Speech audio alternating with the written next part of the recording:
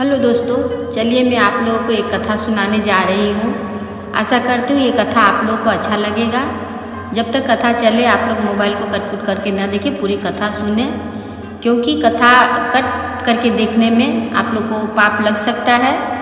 और पूरी कथा जरूर सुने और कथा अच्छा लगे तो आप लोग जरूर मुझे बताएं।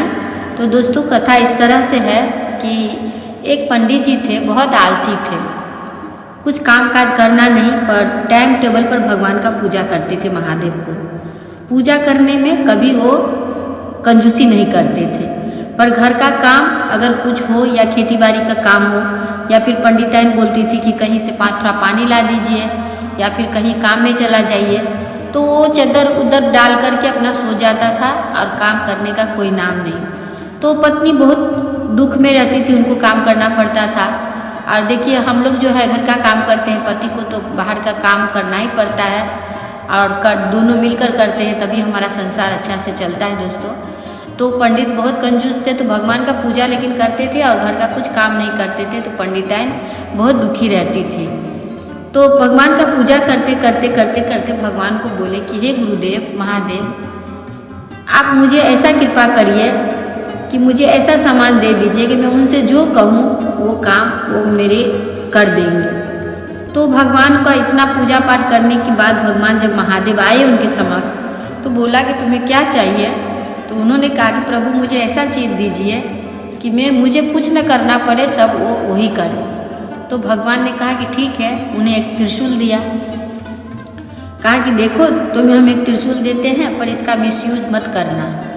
हाँ, जो ज़रूरत का काम हो वही करना, और ये जब तक काम करेगा जब तक तुम इसको बोलोगे काम करने के लिए। जिस दिन तुम इसे बोल दोगे कि अब रुक जाओ, अगर वो रुक गया तो फिर वो जो है वो हमारे पास चले आएंगे और तुम्हारा काम जो है वहीं से ख़त्म। तो इतना काम मतलब जैसे कि काम हमें करवाना है तो ये काम कर लो, तो जो काम है वो पूरा कर लेगा, और काम अगर ख़त्म हो गया तो खुद रुक जाएगा। जब हम तो काम अगर उसको बोलेंगे कि रुक जाओ, तो वो अगर रुक गया तो फिर वो काम दूसरा बार नहीं आएगा। और अगर काम अगर हो गया तो खुद ही रुक जाएगा। तो इस तरह से उनको एक त्रिशूल मिला। तो खेती का काम होता था तो बोलता था ए त्रिशूल जा तू खेत पटा दे, तो वो अपना पानी पटा देता था। जब तक खेत पूरी तरह से पट न जाए वो त्रिशूल रुकता नहीं था, मतलब पूरा काम करके ही मतलब वो दम लेता था। तो इस तरह से जो है वो और कोढ़िया होता गया। एक तो था ही कोढ़िया, और मतलब वो काम नहीं करके तो त्रिशूल कर रहा है उनका काम। तो इस तरह से बगान पटाना हो या फिर खेत पटाना हो या फिर डान काटना हो या कुछ भी काम हो, वो त्रिशूल से कहता कि भाई तुम ये काम कर दो, तुम वो काम कर दो। तो उनका समक्ष काम जो है वो त्रिशूल कर देता था। तो पत्नी और परेशान हो गई कि भाई पहले तो थोड़ा हाथ पांव भी चलाता था, अभी तो ये है कि मतलब सब काम बोल रहा है उन्हीं को करो। मतलब ऐसा करते करते इतना मतलब उसमें आलस आ गया, इतना आलस आ गया कि ये वो बोल रहा है त्रिशूल को उसकी बीवी खाना बनाई तो अब उसे पसंद नहीं है, उसे अनेक प्रकार का व्यंजन खाना है, बहुत प्रकार का खाना भोजन करना है। अब वो कह रहे हैं त्रिशूल के कि अनेक प्रकार का भोजन लाओ और मुझे खिलाओ। अब त्रिशूल का तो काम था कि खाना, अब अनेक प्रकार का भोजन जो है उनके मुख में जा रहे।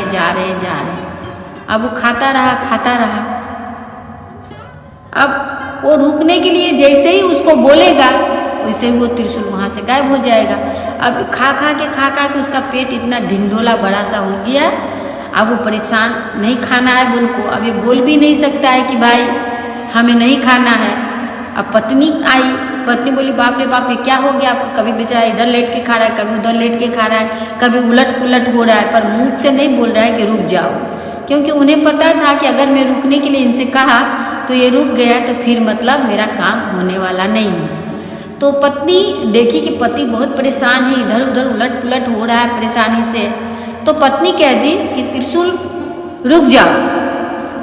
तो जैसे ही बोले कि रुक जाओ तो वो हाथ से इशारा कर रहे हैं कि मत बोलो इस तरह से रुक जाने के लिए, लेकिन तब तक में पत्नी जो है बोली दी कि रुक जाओ। जैसे ही रुकने के लिए कहा कि त्रिशूल रुक गया अपना, और रुक कर त्रिशूल गायब होके महादेव के पास चले गए।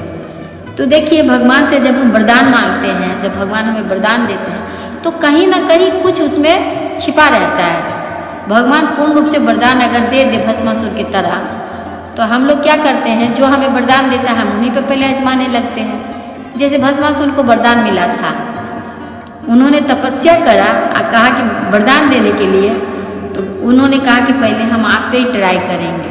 तो भोलेनाथ ही परेशानी में आ चुके थे, अब बेचारा कहाँ जाए, तो भागते भागते डोलते थे। तो इसी तरह से जब किसी को भगवान वरदान देता है तो उसमें कुछ एक पॉइंट भगवान रखते हैं बचने के लिए।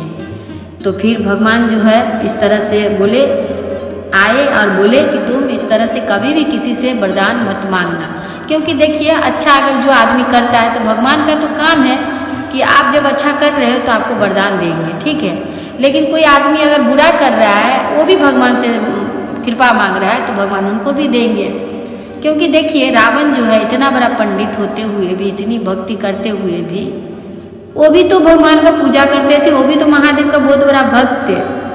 लेकिन फिर भी वो अच्छा हो या बुरा, भगवान से कृपा मांगते थे, भगवान उनको कृपा करते थे, उन पर दया करते थे।